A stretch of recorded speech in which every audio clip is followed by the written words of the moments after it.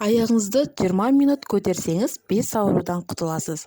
Аяқты күнделікті көтеріп жату арқылы қалтаңыздың ақшаңыз да, қымбат уақытыңыз да кетпейді. Мүмкін сіз күнделікті 20 минут аяғыңызды көтеріп жату соншалықты пайдалы деп ойламайсыз. Бірақ сол 20 минуттың ішінде бірнеше дерттің алдын алуға болады десек сенесіз бе? Аяқты күнделікті көтеріп жату арқылы қалтаңыздан ақша да кетпейді. Оны жаттау емес, емдеу десе де болады. Себебі аяқты көтеріп жату сіздің физикалық күшті талап етпейді. Дұрысы йогаға теңеу керек. Мамандар оны денсаулыққа тигізер бірнеше пайдасын айтады. Сіз де мұны біле жүріңіз. Жүректің жұмысы туралы бірнеше сәтте болса ойланып көрдіңіз бе? Күніне қанша рет жұмыс атқарады? Бойыңыздағы қанды айдап тырнақ ұшына дейін жетуін қамтамасыз етеді. Кейде қан айналымы өз жұмысынан жаңылып, аяқта варикоз пайда болуы мүмкін. Сізде келеңсіздік байқалса, бірден аяқты көтеріп жатыңыз.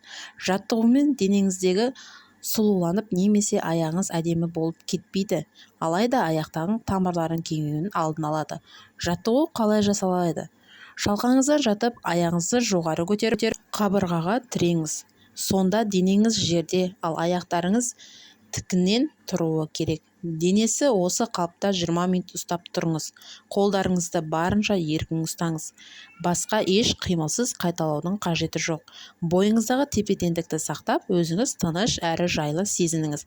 Бұл қалыптан шығу үшін алдымен тізеңізді көкірегіңізге қарай тартып, бүйрегіңізге қарай аунаңыз. Жаттығуды орындау үшін міндетті түрде жеңіл әрі қолайлы киім таңдаңыз. Белді қысып тұратын резеңкелі киім кимегеніңіз абзал. Мұндай киім жаттығулардың пайдасынан жоққа шығарады. Өйткені жаттығудың мақсаты қанның ағзаға айналу, дұрыстау, ал резеңке қанның айналуына себеп болады. Аяқты жоғары көтеру жаттығудың 5 пайдасы. Бірінші пайдасы – аяқ ісінуін төмендету. Аяқ ісінуі көбінесе қан айналымының дұрыс болмауынан пайда болады. Кейде бүйрек пен жүрек одан және артық салмақтың салдарынан да ісіну пайда болуы керек. Сол себепті ең алдымен аяқтың ісінуінің себебін анықтап алған жөн.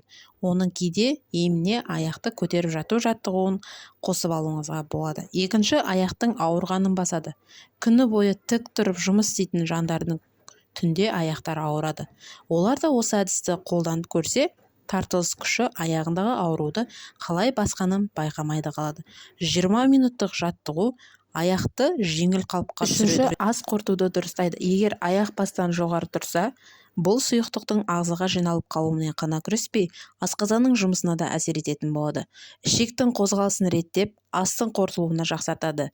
Іш қату сынды мәселеде болмай, оң шешімін табатын болады. Төртінші, жүйке жүйесін тыныштандырады. Жаттығу тыныс алуды қалыпқа түсіреді. Дененің осылай тұрысы барынша көп ауа жұтуға көмектеседі. Оның нәтижесі біз қалыпты тыныс ала бастаймыз. Бұл жүйке жүйесінде де тыныштық сыйлап, іш, мойын бұлшықеттерінде түсетін күшті басатын болады.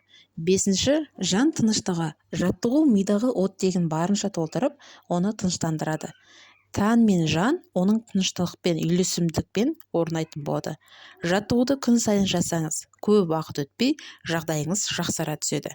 Және де денсаулықтарыңызды күтіңіздер. Менің каналым сіздерге ұнаса, подписат бөлімін басып, маған тіркеліп отырыңыздар және лайктарыңызды аямай басыңыздар. Сау болыңыздар.